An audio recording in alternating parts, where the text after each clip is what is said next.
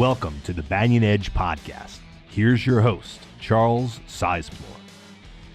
Hi, welcome to the Banyan Edge Podcast, America's #1 source for safer, smarter, more profitable investing, where we look to bring you the very best ideas from the very best minds in the business, completely filter-free. I am your host, Charles Sizemore. So today you are in for a treat. I have Mike Carr on, and we are going to geek out. Our theme today is nerds with numbers. Now, before you run away screaming with words like geek out, nerds, numbers, etc., there actually is a point to this. This isn't geekery for geekery's sake. We're actually doing this to help you profit by understanding the metrics, understanding these numbers. We're aiming to help you position yourself for the next bull market when that happens, and also to potentially profit here from bear market rallies. Until proven otherwise, we are still in a bear market. Before I get into that, I do have to keep the little men in gray suits happy. This is just Mike and I sharing some numbers, having a good chat here. This is not specific investment advice. If you do want to get, if you want to read our full disclaimer, we can put the link for that below. So Mike, before I jump into it, I do want to get your opinion on something. You're a geek, I'm a geek. We like to play with numbers. That's what we do. But if there is someone on our team that's sort of the chief geek, I guess it would have to be Amber. She used to be a data quant for Bloomberg. So I think that makes her the queen of geeks on our team. So we can only aspire to that level of geekiness, but that's okay. Someday I hope to be as big of a geek as Amber. But she put some numbers out. And she circulated this around the office, and I want to get your opinion on it. So bear with me. I'm going to share my screen. I always turn into my father when I do this and become tech illiterate. So just give me a minute, and I'm going to bring this up here. What are we looking at here? Okay, so this is the 1,500 stocks that make up the S&P 1,500. This is a broader metric. Everyone knows the S&P 500 biggest stocks. S&P 1500 is a bigger brush stroke, if you will. It covers a bigger piece of the market. So it covers more mid and small caps as well. And what this does is it took the stocks that were in the index at the bottom of the 2000, 2002 bear market. So that big tech shakeout that, we remember that you were trading through it. I was trading through it. That was, in some ways quite similar to the market we're in today. But this is, to be clear, this is what happened post shakeout. This is the stocks that were already still in the index post shakeout. This is what they look like today. And what we're seeing is, of the original 1,500 stocks, only 41% of them are still trading and still in the index. The rest have either been acquired, delisted. Delisted usually means they went out of business, or the company got in so bad a shape that the index was the New York Stock Exchange or NASDAQ was no longer willing to list them, so that they ended up going to the abyss of the pink sheets or whatnot. These stocks are no longer tradable, and so I have kind of my thoughts on this as to kind of what this means and what you should take away from it. But I'd like to hear your take on it first.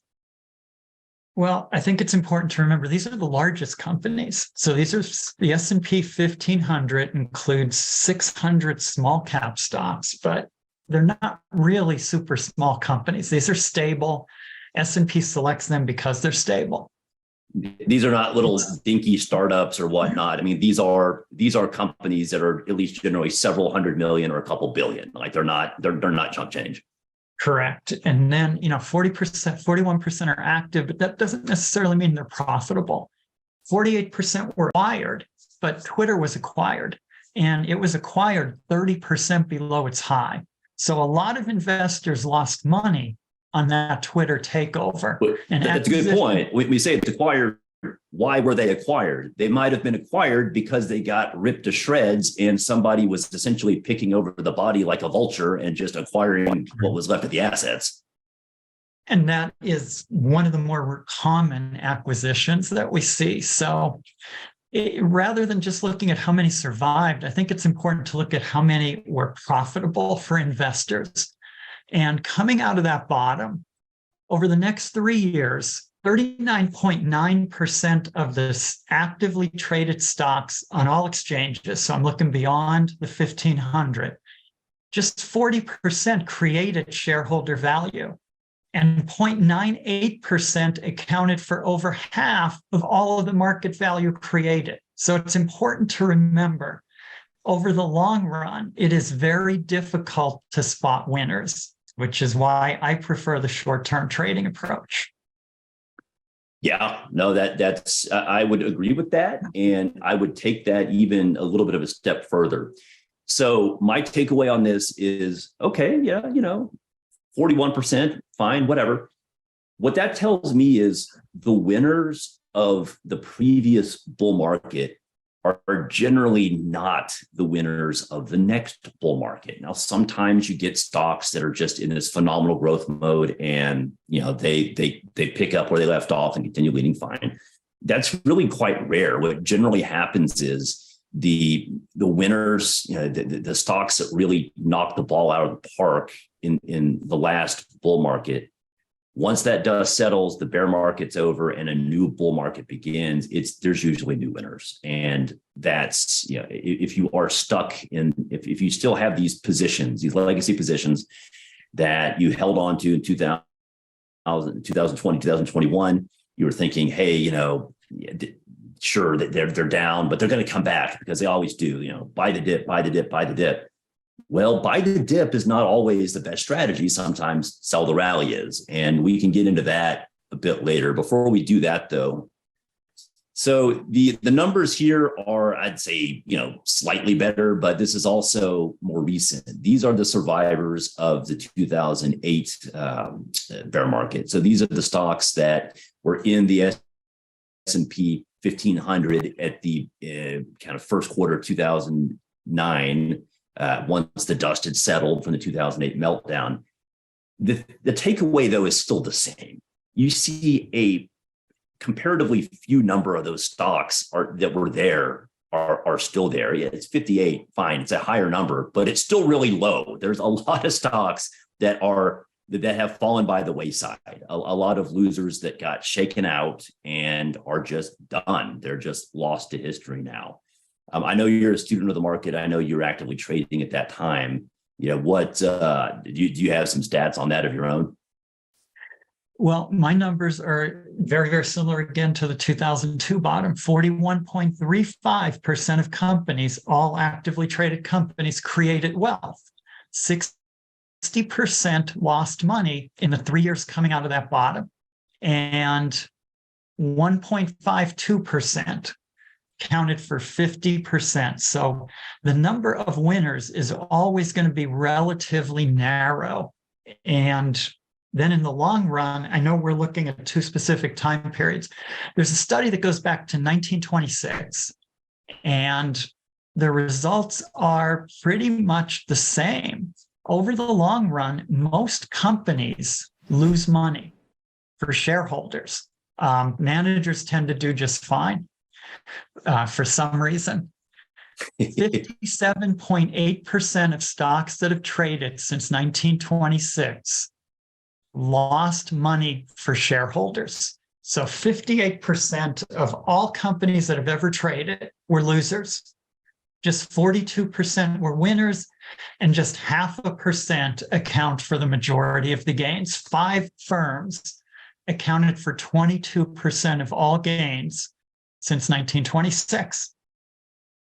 That's kind of hard to believe almost, but it's true. And we live, it's one of the things that actually kind of separates the US from the rest of the world. This is something Adam wrote about actually last week. He wrote about, Adam is another just geeky guru here. He's definitely a numbers guy. He pointed out just the creative destruction element of the US stock market. We are constantly creating new companies, and we're constantly getting rid of companies that fail, or as we saw in some of this data from Amber, get acquired. Get acquired oftentimes just as a carcass being picked over by vultures. So it is always changing. I think that is why, you do have to be nimble as an investor.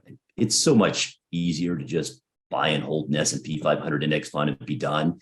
And if you do that over a long enough window, yeah, you'll make some money. I mean, if you look at, rolling 20-year, rolling 30-year periods, as a general rule, you're going to make something, right? But you're not, I mean, if you're starting, particularly now when we may just be halfway through a bear market, your look ahead returns are not likely to be great. Now, I have some thoughts on that. I'm gonna get to here a little bit later, but before I do that, I think this is actually I'm going to revisit something from last week. You gave a presentation on the great silicone shakeout, and that to me is very timely because right now we're looking at that next bull market. What happens when the dust settles? But we're not there yet. Like there's still dust to be settled, right? And so what do? Do you sit on your hands? Do you try to buy dips and kind of play it short term, or do you potentially sell the rallies here? And I know you have some thoughts on that. Well, I think I have a chart that you can share, which really puts this idea of rally in perspective. So this is the 2000 to 2002 bear market we're going to look at. And that in the NASDAQ 100, the losses were about 85% top to bottom. But there were 36 times when the index moved up by at least 10%. That's a large number there. So we had 36 times when basically traders lost their minds, long-term investors lost their minds and said, hey, it's all over, it's coming back. And they were disappointed 35 times. So eventually they were right. The clock that stuck is right twice a day. But here's the thing, Mike, I don't know that they were right, because if you think about it, you get ground down. If you're like, hey, this is it, like this is the bottom, I'm going to buy right now. It's finally over. I'm back in. Oh, actually, no, it has more downside. Okay, well, I just lost more money. Okay, well, this is the bottom. Now, this is it. This is the bottom. Yeah, no, it's not. Yeah, so it's death by 1,000 cuts. So by the time you finally get to that bear market bottom, you may not have any capital left to trade. You may just be scared out of the market. You may have just completely lost your tolerance for risk. You may be, flipping hamburgers by then. You may no longer be in the market. Yeah, I was managing money in the next bear market. So 2008 bear market, I was managing money. We were using something new at the time called ETFs. So we had a lot of skepticism about our business model, and we were using inverse ETFs, actually making money during the decline. And we would meet with a lot of investors who had suffered just catastrophic losses. They couldn't retire. They were going to have to work an extra 5 years. They couldn't send a child to college. I mean, it's tragic when you see what a bear market does to people. And that's why you have to accept the facts rather than, I know Tesla's a great company, and I know people are going to argue with me. But why are they cutting prices today if there's so much in demand? The company is struggling. I have a price target of $11 on it. We got a lot of downside there. You're even more bearish than Adam on that. Adam saw the stock going back to its kind of beginning of the pandemic levels. You actually see it going lower than that. Yeah, I think that's the beginning of the decline. I think that's the pullback, and then you really start the decline. A lot of that money is locked up by individual investors. A lot of individual investors want to believe Tesla is the greatest company ever. Obviously, if it is, then Twitter is too, because the same CEO is going to fix that problem. But good night. Good luck with that. Yeah, exactly. Until that happens, he's deeply distracted. Cutting prices is a huge sign that something's not working. I don't know about you. When I go to the grocery store, I haven't seen a lot of prices cut. No, and when you're marketing a premium brand, it's death to your brand to cut prices too much. I mean, if you're selling this exclusive quality product, price sends a message. Like when you have a premium price, it shows that I'm selling something of quality. When you slash that price, it's a very damaging psychological message. So yeah, I think that's it. We don't need to go completely rip Tesla to shreds again, but I do think that's kind of part of the shakeout story. There are opportunities here to, in a bull market, you buy the dip. In a bear market, you sell the rallies. And this is something you talked about a lot in your Silicon Shakeout presentation last week, actually. For anybody watching this, if you missed Mike's presentation, you can watch it. It's still live. It was recorded, so we can put the link down below. It is something I really recommend. I tend to take the view. I tend to be sort of directionally agnostic on the market for the most part. I try not to make big directional bets, but you put a gun to my head and you say, hey, is the market going to be higher or lower 6 months to a year from now? If history is a guide, I'm going to say it's probably going to be lower. I remember the 2000, 2002 bear market. There were a couple instances where the market actually rallied by 20, 30. I think once it actually rallied by more than 40%. And you're thinking that, okay, it's .com mania again. We're back in business, but then it just rolled over and disappointed again. So you do get this. Adam talked about this a lot over the last couple of weeks. This multiple compression where the prices that seem to make sense at the top of the bull market no longer make sense, and even good companies, their multiples get compressed. Investors are less willing to pay for that. So, kind of the takeaway here. If you are looking to, if you are skeptical of this market right now, and it's off to a decent start this year. January's been sort of a mixed bag. It hasn't been off to the races, but it hasn't been a disaster either. If you think this could be just kind of a calm before the storm, selling those rallies, finding a way to do that makes a lot of sense. And that's really where, Mike, where your Silicon Shakeout story makes sense. Like that you actually profit from you profit from the downside. Yeah, exactly. And, let's look at that idea of, the companies that just didn't make it then.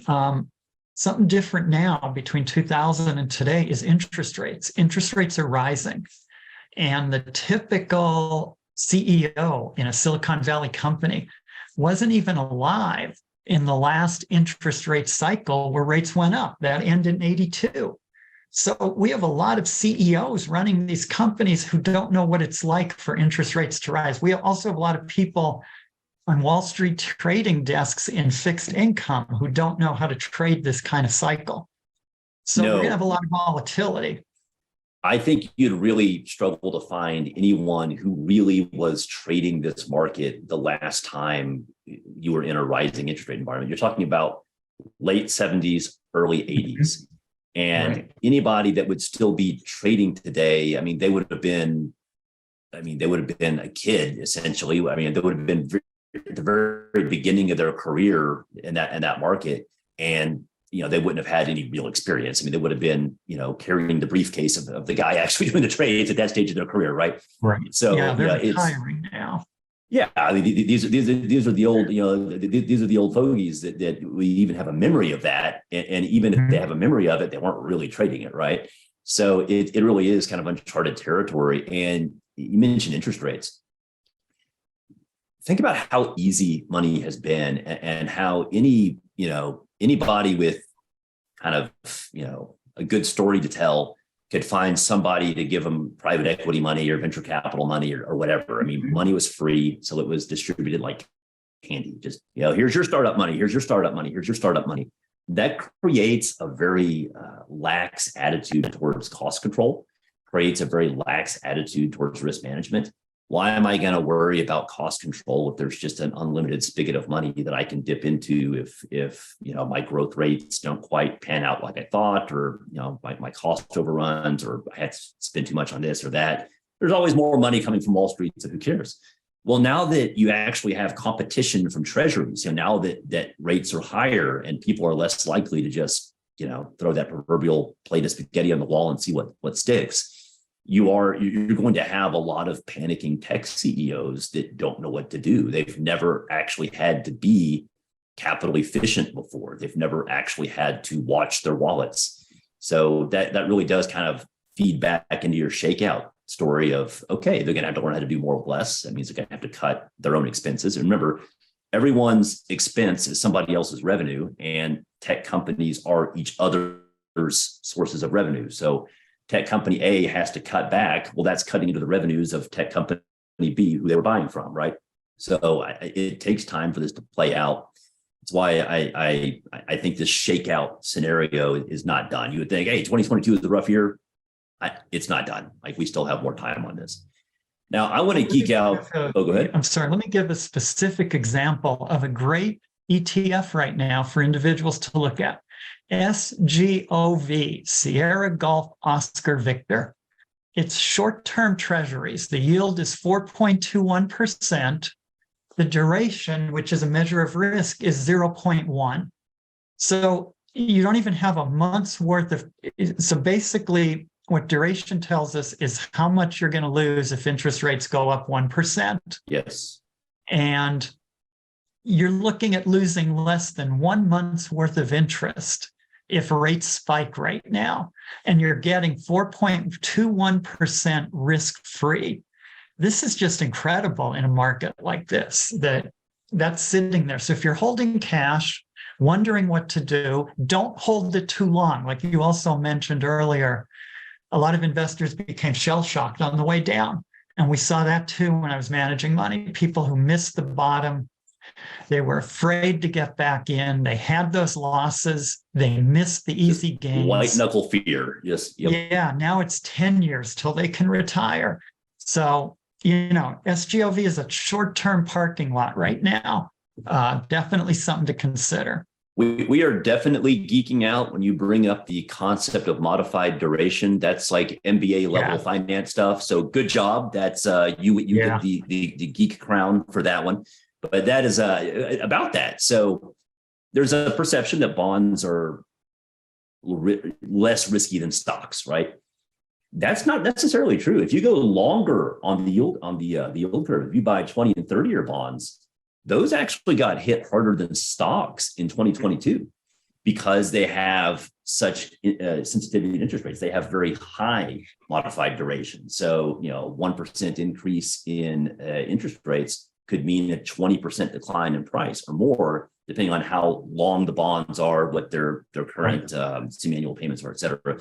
So the fund that you recommended, that you just mentioned just now, that has essentially none of that. Like, that really is as the risk-free rate. Those are short-term government bonds with effectively no time to maturity. So interest rates can go up. If the Fed goes nuts and raises rates by 200 basis points tomorrow, which they're not doing, but let's just say they do, it's not really going to hit a fund like that very hard. I mean, you may have a blip or something that day, but it's like their sensitivity to interest rates is just about nil, which is nice. Well, sure. As long as we're on interest rates, the CPI came out yesterday, so I updated my forecast, and I have the Fed possibly pausing at about 5% in May.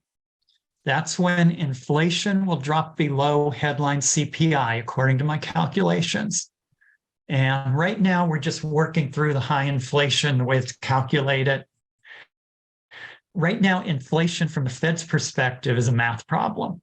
Because the Fed doesn't go to the gas station or the grocery store. They don't know prices are high, but they're treating it as a math problem. Their math problem reaches equilibrium April, May. So we are near the end of the hikes. I don't think we get a cut this year because I show inflation inching back up late in the year.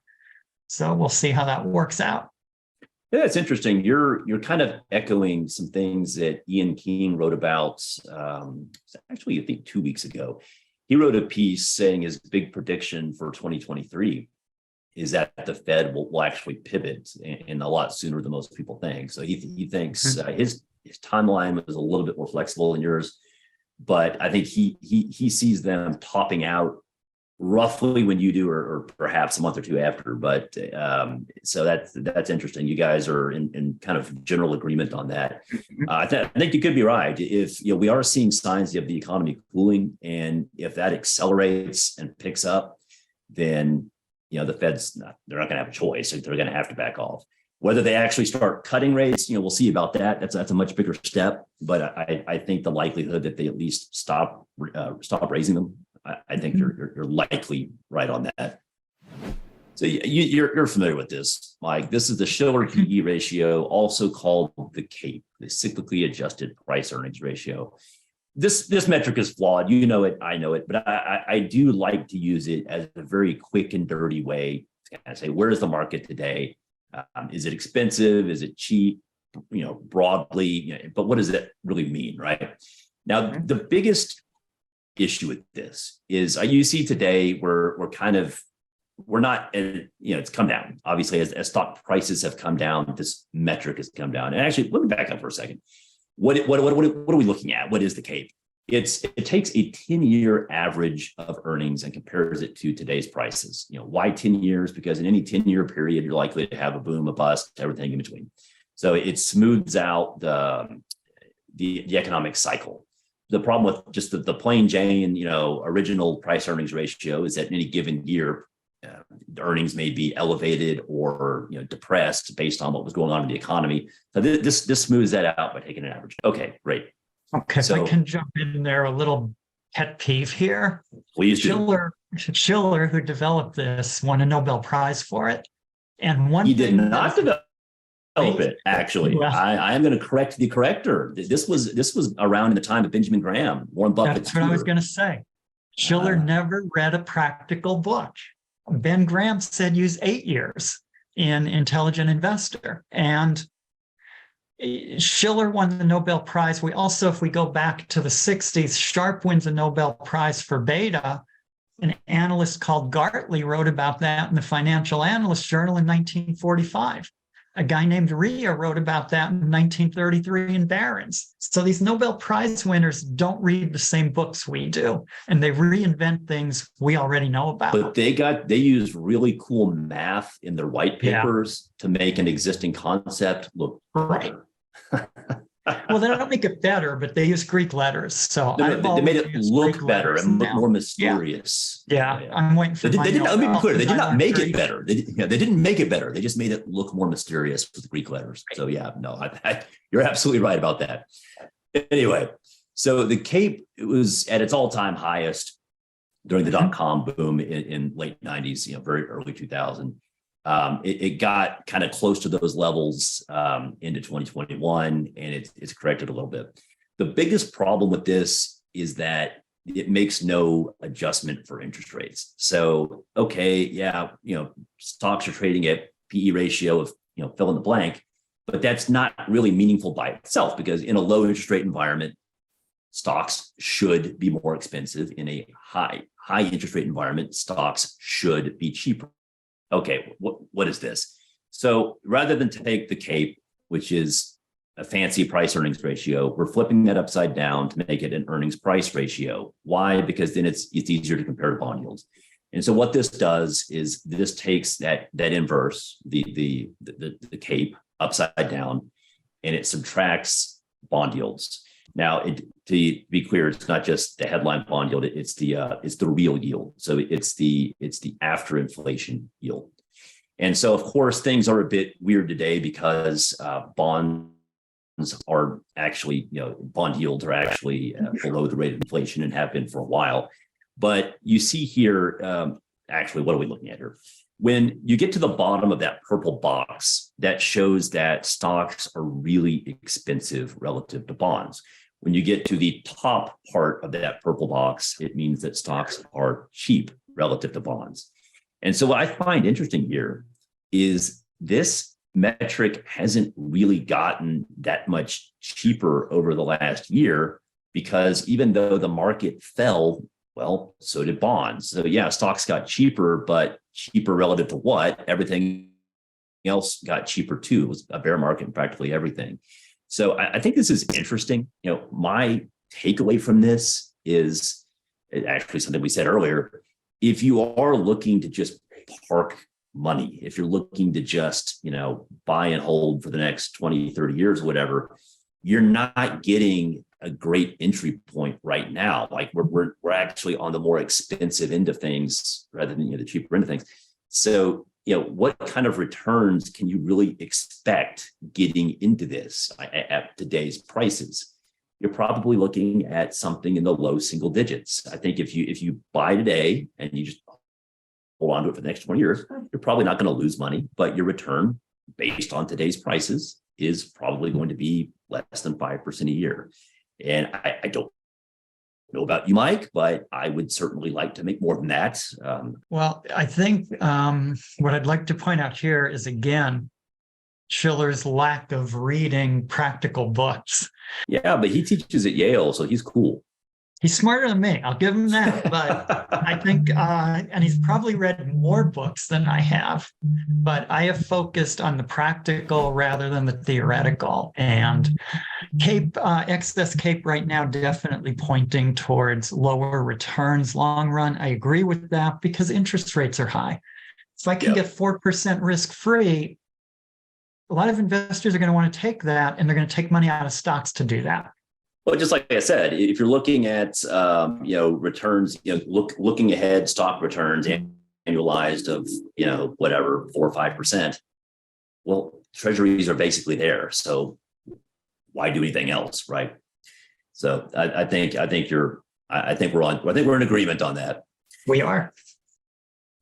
So let's move on. We kind of had fun geeking out here. This is good stuff. Takeaway, if you are lost in our sea of numbers here, is the next year is likely going to be challenging. This is not a good entry point for buy and hold investing. This is really more of a trader's market. That's been the case for a while, and I expect it will continue to be the case for at least the next 6 to 12 months. We'll keep you posted, of course, but that's how it's looking, kind of bird's eye view. Okay, so let's move on. So we have some questions come in, and for anybody watching, we love answering your questions. This really helps us help you. Mike and I can geek out all day. All of our colleagues, we can geek out all day. But at the end of the day, we need to know what you actually want and need to hear. So please send us your comments. Please send us your questions. So getting into it.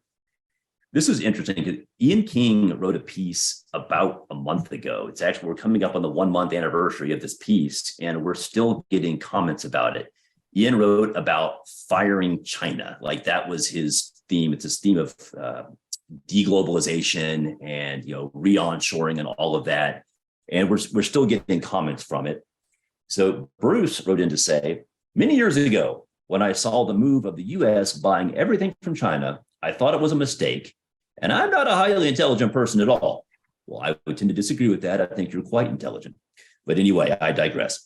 It made no sense to me, and I cannot understand how unwise that was and is. Finally, something dramatic had to happen to shake some sense into that poor decision-making.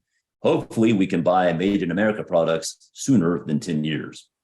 Now, I actually think this Made in America theme is one of the great themes of the next decade. The anti-globalization, deglobalization, whatever you want to call it, firing China. This is happening. It's been happening even pre-pandemic, and the pandemic just massively accelerated it.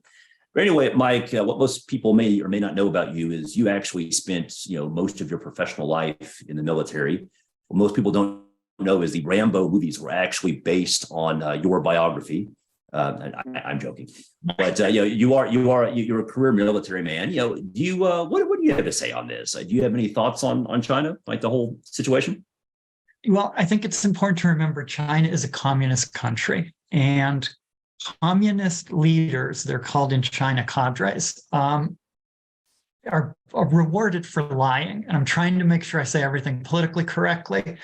So we go back in history, we look at Mao's Great Leap Forward. He said, we are going to create more steel than the UK in 5 years. And it required a tremendous effort to do that. Each district, each town was given a quota, and somehow they all met it. Most exceeded it, yet no steel was produced. They just lie to get promoted.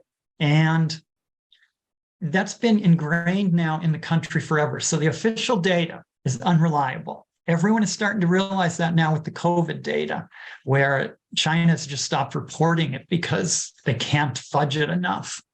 So what we do know is that we don't know anything about what's going on in China. Now, this is potentially inflationary, and I think we need to consider this as a risk. If the economy does recover and they are really pushing for recovery, they're going to have to move a massive amounts of fuel and raw materials to where it needs to be. Takes a lot of energy to do that. Bullish for the energy sector, bullish for inflation. Hopefully the Fed's watching this and won't let down their guard. Now, with Ian's point about onshoring, I definitely agree, but I also think that what we're going to need is more friend shoring. So the US, we just can't do it all. We need our allies, and we need our trusted allies to step up and build the required factories, take on some of that cost, take on some of the training, build the infrastructure, and then we trade with friendly countries rather than going out and finding countries that are looking to steal our technology and benefit from what we have done. So I don't trust China. I don't think they're going to be an ally anytime soon.